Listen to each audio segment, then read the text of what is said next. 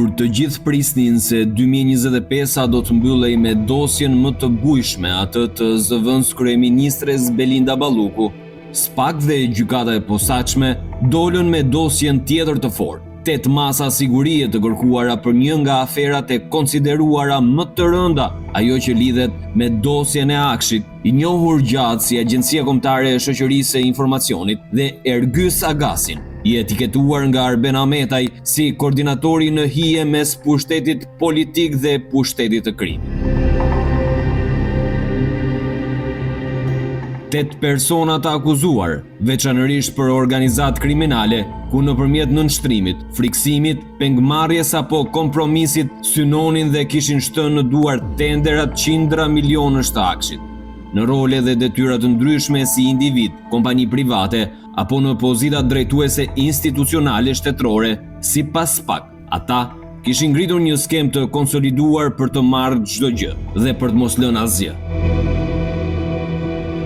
Përdorimi i forcës friksuese, marrja e kontrollit ekonomik, paracaktimi i tenderave dyshohet se janë disa prej mënyrave të veprimit të tyre. Një nga episodet që tërheq shumë vëmendjen është rrëmbimi në gusht të vitit 2025 të Gerond Meçës, pronari një prej kompanive që kishte qenë tender fitues i rëndësishëm i Akshit që nga viti 2016, por që me ndryshimin e konjunkturave në organin koordinues që vepronte në hije, gjërat nuk ishin më si më parë, dhe ai me ankimimet e tij të njëpasnjëshme ishte bërë pengesë për ata që tashmë janë në akuzë si organizator dhe planifikues të rrëmbimit të tij.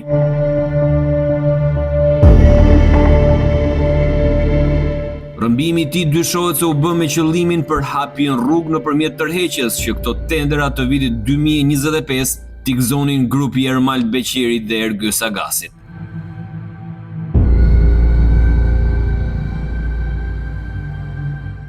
Dëshmia e Gerond Meçës, dhënë në SPAK me datën 22 shtator 2025, i cili ka deklaruar se ka profesionin inxhinier elektronik dhe aktualisht punon me biznes privat. Mamaja e tij në vitin 2002 ka hapur një kompani private, të cilës i është bashkuar në korrik vitit 2003. Nga viti 2006 në vijim, është bërë ortak i vetëm dhe administratori i kompanisë që është kompania Advanced Business Solution, ABS. Nga viti 2020, për arsye shëndetësore u tërhoqi nga administrimi dhe ka caktuar 2 administratorë të tjerë, Eriksela Shuli dhe Shkëlqim Kërluku, të cilët vijojnë të jenë dhe aktualisht. Nga muaji shkurt i vitit 2025 i ka kaluar aksionet e kompanisë ABS te mamaja e tij, për arsye që të mos kishte probleme apo pengesa në prokurime të ndryshme.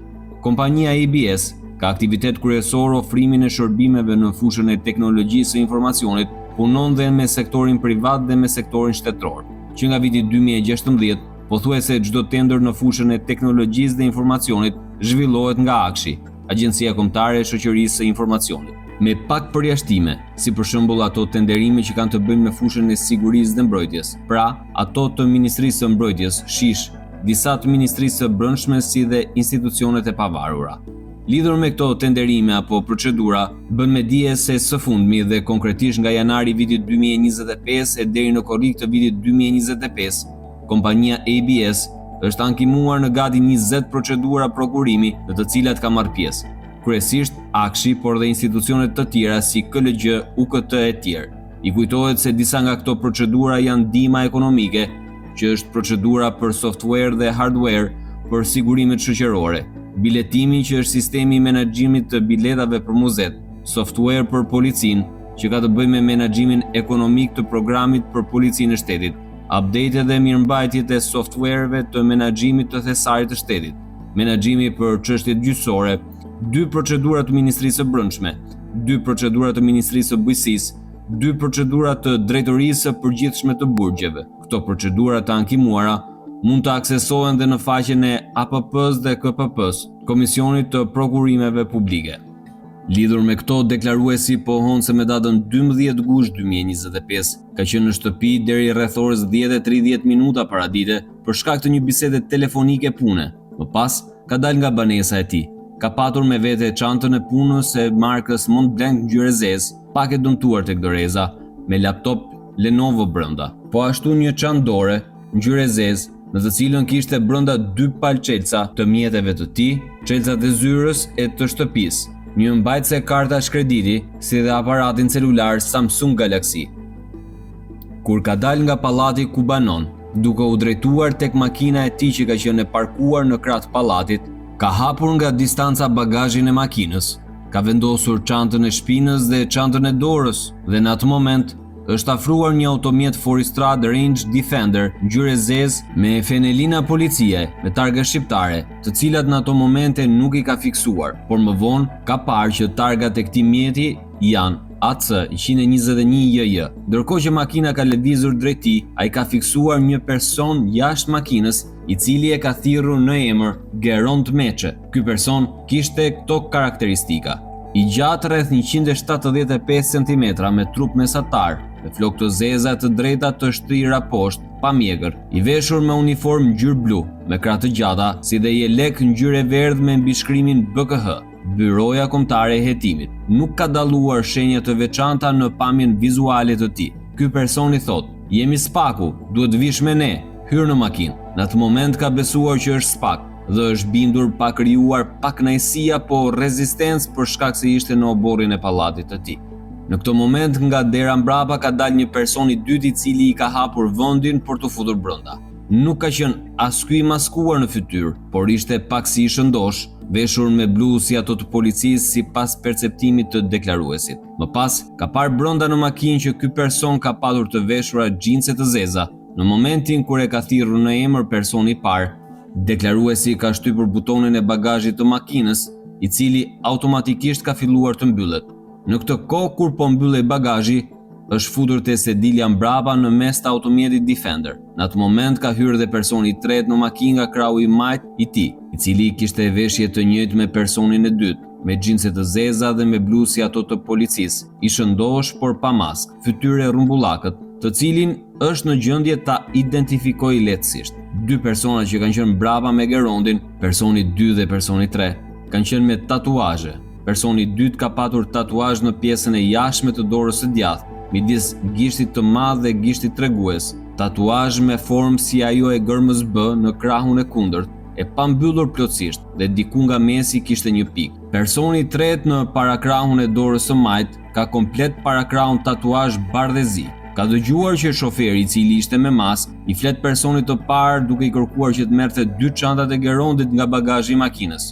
Ky merr çantat e i fut në makinë. Pasi futën brenda, deklaruesi i ka pyetur: "Keni ndonjë letër? Ju lutem, ma jepni." Personi i parë që ishte në vendin e pasagjerit para i thot se është i arrestuar dhe i thot personit të dytë në të djathën e Gerondit t'i vër prangat. Gerond Meçe i kërkon përsëri t'i japin letrat dhe se duhet të telefonojë në familje. Personi i parë i thot që letrat do t'ja japin në komisariat, ndërkohë që makina lëviz për të dalë nga oborri i pallatit. Personat mbrapa tentuan të vënë prangat, por fakti që personi i dytë nuk dinte t'i vinte prangat dhe ka ndërhyr personi i tretë ka bërë që deklaruesi të dyshojë që këta nuk ishin punonjës siç u prezantuan. Në momentin që po vinin prangat, deklaruesi u thot: "O çuna, unë nuk jam kriminal." Personi i dytë i thot: "Qa the ti, qa the? Kush është kriminal?" Ndërkohë që shoferi u thot: "Vini kapuçin." Kur po dilnin nga parkingu i oborrit ka parë babain e tij dhe në atë moment i kanë vënë kapuçin e zi në kokë. Ka kuptuar që personat nuk janë nga spaku. Makina për punë sekondash ndalon në semafor. Deklaruesi mendon që do të ecte drejt, ndërkohë që makina devion majtas dhe i pyet se në cilin komisariat do të më çoni. Personi i parë i thot në komisariatin më të afërt. Personat para kishin komunikime me zë të ulët mes tyre dhe me aq sa kupton që lëvizjet e makinës ishin përngadursi duke e krijuar bindjen që nuk ishin punonjës policie. Dhe u thot: "Çuna, e mora vesh se çfarë jeni." Në këtë moment, makina merr në drejtim të Astirit dhe në ato momente u ka thënë: "Çuna, unë jam në moshë dhe kam probleme me zemrën. Kapuçi që kam në kokë më pengon frymëmarrjen." Kur makina futet në unas, sapo kalon Astirin, i heqin kapuçin nga koka, por personi i tretë në të majtën e tij mundohet t'ia mbajë kokën poshtë dhe i mbulon fytyrën me dorë. Por pavarësisht kësaj, ai ka parë gjithë itinerarin që kanë përshkruar. Personi i parë, pasagjeri para i ka kërkuar passwordin e telefonit. Gerondi thotë që do t'ja jap në komisariat. Personi i tretë filloi të ushtronte forcë te prangat duke i shtrënguar pas refuzimit për t'i dhënë passwordin. Ata i thonë ta tregojmë ne, e dim ne çfarë je ti, hajduti je ti. Makina ka marrë drejtimin për nga Elbasani pas unazës së madhe dhe më pas kanë bërë dalje për në fshatin Krap dhe makina ka vijuar rrugën e vjetër të Elbasanit. Gjatë kësaj kohe, ata nuk kanë komunikuar. Kur kanë ndaluar, ora në automjet shënonte 11:20 minuta dhe janë gjendur në një vend si shesh i madh, ballkon, afër fshatit Graçen, me pamje nga fshati Papër, pasi deklaruesi pohon se në atë pozicion shikonte gjurmën e rrugës së re që po hapet Elbasan-Durrës. Në krah të majt ishte një godinë me tulla të bardha e braktisur, një katçe padritare, e cila ka dhe një pemë përtej murit rrethues të rrugës. I kërkojnë të dalë jashtë nga makina dhe vazhdojnë t'i kërkojnë passwordin e telefonit. Fillimisht refuzoi t'ua jap dhe në këtë moment vjen shoferi dhe e godet me shpull. Marrin telefonin dhe vendosin te gishti i deklaruesit pasi duart i kishte mbrapa. Personi i tretë i heq prangat nga mbrapa dhe ja vendos përpara. Aty arritën të hapin telefonin me gjurmën e gishtit të tij dhe deklaruesi ka menduar që në atë moment ata e kaluan direkt në airplane mode. Në një moment të mëparshëm, pa u futur akoma në unazë të madhe, kishte rënë telefoni pa pushim. Kjo i ka dhënë një shpresë që dikush po e kërkonte dhe prandaj nuk kishte pranuar t'u jepte passwordin, pasi shpresonte se dikush do e gjente. Personi i parë, pasagjeri i para, thotë që po të kërkojmë të bashkëpunosh, jo si me passwordin, se në të kundërt ke plumbin në kokë. Ky është momenti ku të tre, përveç shoferit, demonstrojnë armët e shkurtra që kishin në brez. Personi i dytë e nxjerr pistoletën nga brezi, e mban në dorë dhe bën veprime duke nxjerrë dhe futur karikatorin. Ndërkohë që personi i parë po e mbante pistoletën në dorë duke e kërcënuar. Do bashkëpunosh apo si e ke? Deklaruesi në këtë moment i thotë, "Ore, për çfarë të bashkëpunoj?" Personi i parë që ka qenë i veshur me jelek me mbishkrimin BKH, të cilin e ka hequr tashmë, shkon te makina dhe del me një zarf të bardhë në dorë. Hap zarfin dhe i jep një letër që kishte një tabelë Exceli e i thotë, "E njeh këtë letër?" I treguan letrën, e cila ka një tabelë ku nga emërtimi kupton që janë të shkruara tenderat për të cilat kompania e tij ka ankimuar dhe në një kolon është gjendja dhe situata e tenderit në KPP, Komisioni i Prokurimit Publik. Gjithashtu ka evidentuar në këtë moment, ndër të tjera, një procedurë e cila ishte e shkruar gjykata administrative. Ata e pyesin, "A e kuptove?" Në momentin e parë i thotë jo, por ka perceptuar që dikush këtë ngjarje e ka organizuar për shkak të ankimimeve të tij. Në perceptimin e tij, në atë moment mund të ishin 7 deri në 9 procedura. Personi i parë e pyeti, "E kuptove?" Ndërkohë që deklaruesi i thotë, "Çfarë duhet të kuptoj?" Personi i thotë, "Janë tendera që ke ankimuar ti dhe duhet të tërhiqesh. Nuk kemi punë me lekët e tua. Ne e dim që ke lek. I gëzofsh ato, por s'ke punë te këto procedura dhe do të tërhiqesh nga këto procedura." I thotë, "Çuna, nuk bëhet kështu kjo punë, sepse edhe po u bë, u prish punë më shumë juve se sa mua." Ndërkohë Gerondi mundohet të mbush mendjen që nuk bëhet në këtë moment tërheqja, duke u sjell në vëmendje se nuk është më administrator, të cilët i thonë që e dinin, por po u kërkonte kompromis që do ta bënte ditët në vijim nëse e lironin. I është dukur sikur situata po shkonte në favorin e tij. Gjithashtu personi i parë i thotë që të tërhiqet dhe nga gjyqi në gjykatën administrative. Në këto momente, njëkohësisht kur personi i parë fliste me deklaruesin, ka parë që shoferi, por dyshon se edhe një person tjetër i pestë që mund të ketë ardhur aty pranë me makinë tjetër, dyshon makinë Volvo, të ketë komunikuar nga telefoni i tij me administratorin Shkëlqim Korluku dhe i thonë, "Po ti na the që nuk bëhet", ndërkohë administratori thotë bëhet. Nga ky moment, Gerondi ka qenë i lidhur me pranga në duar dhe ndërkohë personi 2 dhe 3 rrinin roje me të, ndërkohë që shoferi dhe personi i parë kanë qenë diku te godina, dyshon se aty ka qenë një person i pestë i cili ka bashkëvepruar në këtë aktivitet. Gjatë kësaj kohe personi i tretë dhe personi i dytë i heqin rrobat e policisë, ku personi i dytë është me këmishë dhe personi i tretë me bluzë të bardhë. Ky i fundit hoqi edhe maskën. Personi i tretë në një moment i thotë që po të çon në Elbasan, unë do të të flas. Nuk e di për ty, por unë do të të flas. Për të arritur qëllimin që kishin, pra tërheqjen e kompanisë nga procedurat, Grupi i rrëmbimit ka komunikuar me administratorin me telefonin e tij nëpërmjet aplikacionit WhatsApp, si dhe duke ia dhënë dhe Gerondit telefonin her pas here që të komunikonte vetë me administratorin për shkak se nuk po realizohej qëllimi i tyre për tërheqje. Gjatë kësaj kohe kanë lejuar të flasë me gruan, të cilës i ka thënë që zemër jam mirë, kam ca punë do të marr më vonë. Ndërkohë që telefoni i tij binte pa pushim, afrohet personi numër 1 dhe i thotë: "Fol dhe qetësoje pak të personin sepse vazhdon dhe i bie shumë telefonit." Ka parë që ishte numri i vëllait të tij dhe ka folur me të.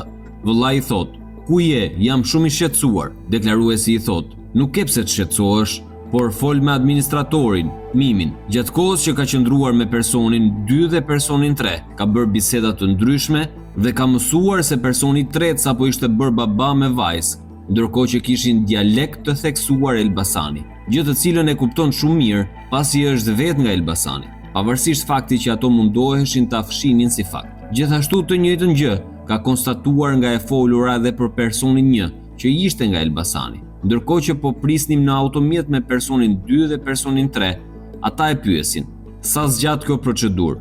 Gjithashtu e pyesin dhe personin 1: "Çfarë po presim?" Personi 1 u thotë që s'kemi konfirmim. Përballë ka orën e makinës dhe shënon në këtë moment rreth 15-10 minuta.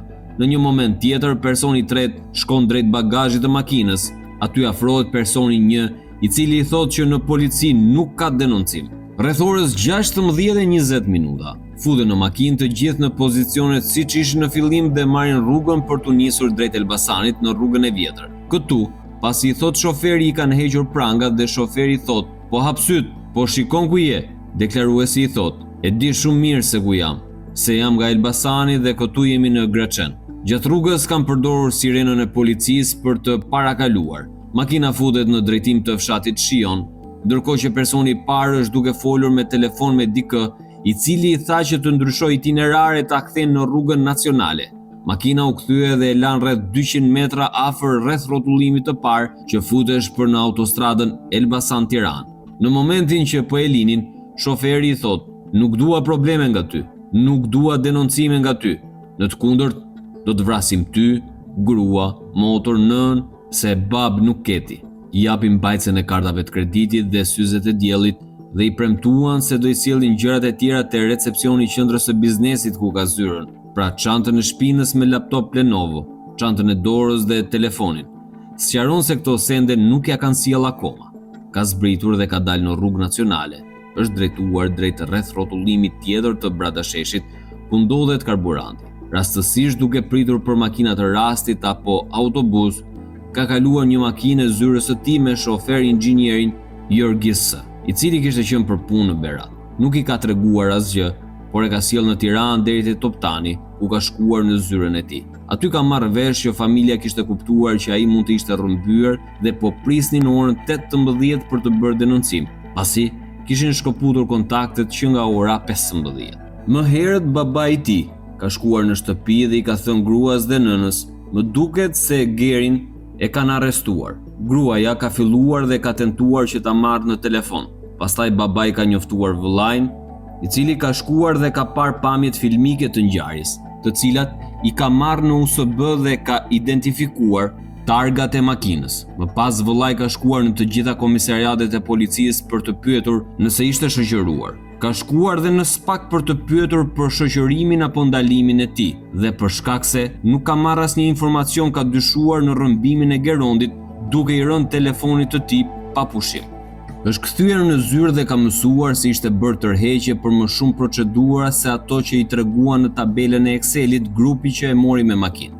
Administratori Shkëlqim Korlugu ka hartuar dokumentet e tërheqjes dhe ka shkuar t'i çojë dorazi në KPP dhe në AKSH, por nuk janë pranuar nga KPP-ja sepse nuk është procedurë. Për këtë arsye është detyruar në vijim që të bëjë tërheqje nga sistemi, e cila ka përfunduar rreth orës 15 të datës 12 gusht 2025. Ka dyshime se grupi që e mori peng e liroi rreth orës 16:20 minuta të datës 12 gusht 2025, pasi mori konfirmim për tërheqjet e depozituara nga kompania në sistemin e KPP-s. Këtë dyshim e lidh me faktin se nga eksperienca e tij në këtë fushë, ata duhet të kenë një autoritet apo lidhje brenda KPP-s, i cili ka aftësinë dhe kompetencën për ta verifikuar.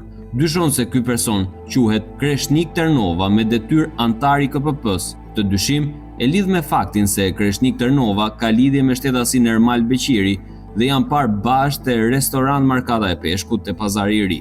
Ka shumë procedura që edhe kur KPP i ka dhënë të drejtë, antari i KPP-s Kreshnik Ternova ka qenë kundër në minorancë. Thekson dhe një rast të një procedure lidhur me mirëmbajtjen e sistemit të kamerave të drejtorisë së përgjithshme të burgjeve, ku ky antar në mbledhjen ballafaquese midis KPP-s dhe kompanisë ankimuese i është drejtuar autoritetit prokurues që ta klasifikojë si tender të klasifikuar, gjë e cila është drejt për drejt me qëllim për ta nxjerrë jashtëloje kompaninë e tyre.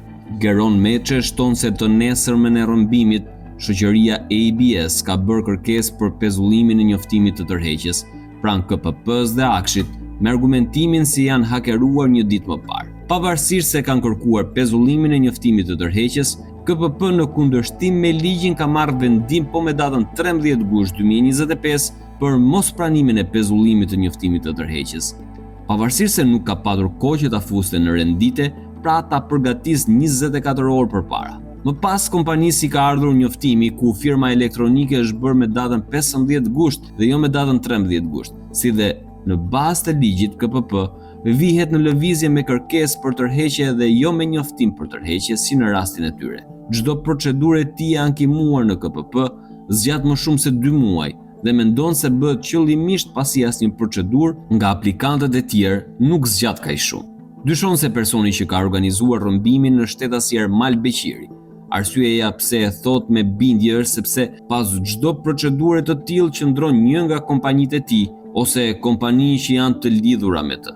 Këtë bindje e forcon me faktin se diku nga periudha prill-qershor 2024, administratorja e firmës Soft Solution e Ermal Beqirit i ka shkuar në ambientet e kompanisë dhe ka kërkuar të takohet me të. Pasi e njoftuan se kush është, ka refuzuar të takojë pasi ishte kompani e lakuar në treg për shumë procedura.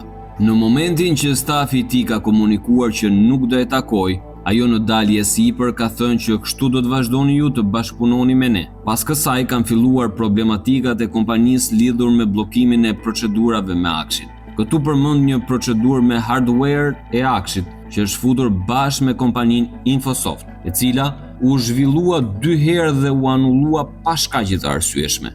Kur u fut për herë të tretë vetëm, u shpall fitues. Pas këtij momenti fillon dhe historia e ankimimeve deri në momentin e rrëmbimit.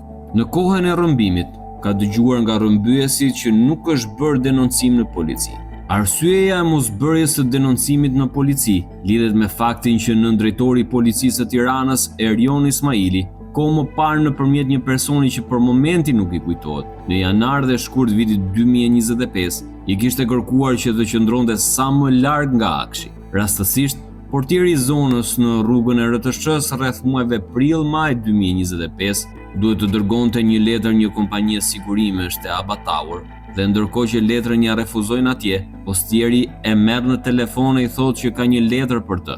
Zarfi ishte i hapur dhe kishte një letër brenda ku prokuroria e Tiranës kërkonte informacion bankar dhe informacion nga sigurimet për të dhe familjen e tij. Kësaj shkrese i ka bërë një foto dhe ja ka kthyer postierit pasi letra i drejtohej një kompanie sigurimesh te Aba Tower. Më pas, është interesuar dhe ka marrë vesh që kjo praktikë hetimore ishte iniciuar nga Erion Ismaili, që ishte nëndrejtori i policisë së Tiranës. Është në dispozicion të hetimeve, gjithashtu do të sjellë të gjitha materialet që disponon, ndër të tjera pamjet filmike nga rrëmbimi i tij. Në kuadër të hetimit në procesverbalin e sekuestrimit të datës 26 shtator 2025, SPAK ka administruar pamjet filmike të regjistruara nga kamerat, të cilat janë ruajtur në një pajisje memori të jashtme të vënë në dispozicion nga shtetasi Geron Meçe.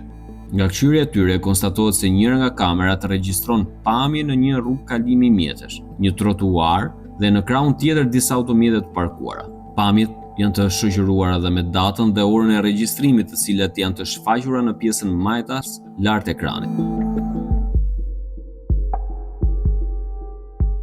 SPAK thot se në procesverbalin e sekuestrimit u administrua aparati telefonik i administratorit të subjektit ABS SHPK, Shkëlqim Kërluku, i cili është vënë në dispozicion të hetimit nga shtetasi Geron Meçe. Nga kqyrja të dhënave të ruajtura, Evidentohet se ndër aplikacionet në këtë aparat konstatohet AI i WhatsAppit, i cili klikohet me prekje dhe në ekran shfaqen të dhënat e ruajtura brenda aplikacionit.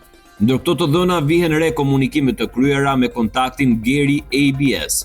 Në këto komunikime vihet re se me datën 12 gusht 2025, nga ky përdorues vjen një foto e cila përmban një tabel ku shënohen 7 procedura prokurimi si më poshtë.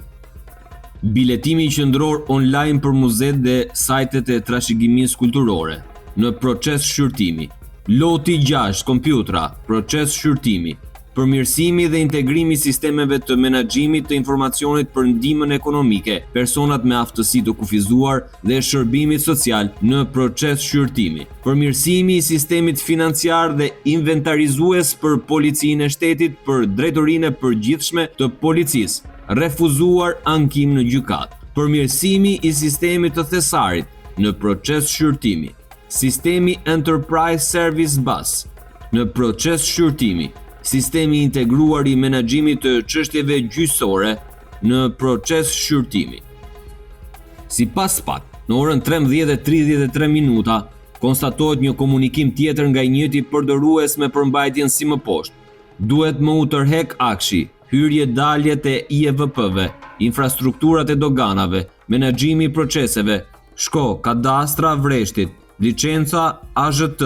Duhet dhe një letër ku tërhiqemi nga të gjitha për mungesë kapacitetesh po në aksh. Nga këshyrja, thot SPAK, konstatohet se përdoruesi Geri ABS me datën 12 gusht 2025, në kohën kur ka qenë i rrëmbyer, ka komunikuar për herë të fundit në orën 15:10 duke shkruar OK. Gjatë këtij komunikimi janë dërguar dokumente të formatit PDF dhe foto të cilat paraqiten si më poshtë. SPAK thot se në pamjet filmike dhe komunikimet e mësipërme rezulton se persona të pa identifikuar kanë detyruar me anë të dhunës dhe kanosjes me armë shtetasin Geron Dmeçe në kundërshtim me dëshirën e tij të hipë në makinën e tyre duke i hequr në mënyrë të palishme lirinë. Më pas i kanë hapur aparatin telefonik, të cilin e kanë përdorur për të komunikuar me administratorin e kompanisë. Në këto komunikime janë paraqitur sikur është vetë shtetasi Geron Dmeçe, që i kërkon administratorit të veprojë shpejt për të hequr dorë nga ankimimet e kryera nga ky subjekt në institucionin e Akshit dhe KPP-s. Administratori, thot SPAK, ka vepruar duke bërë veprime në platformën e-Albania, duke u tërhequr nga të gjithë procedurat. Ajo që bie në sy në këtë proces është fakti se në përfundim nuk është bërë tërheqje vetëm për procedurat në të cilat subjekti ABS SHPK është ankimues, por dhe në procedurat të tjera në të cilat është pjesëmarrës. Kjo ngre dyshimin se këto informacione janë dhënë nga persona që janë në dieni të tyre, që mund të jenë nga vetë institucioni i Akshit, por dhe nga KPP-ja.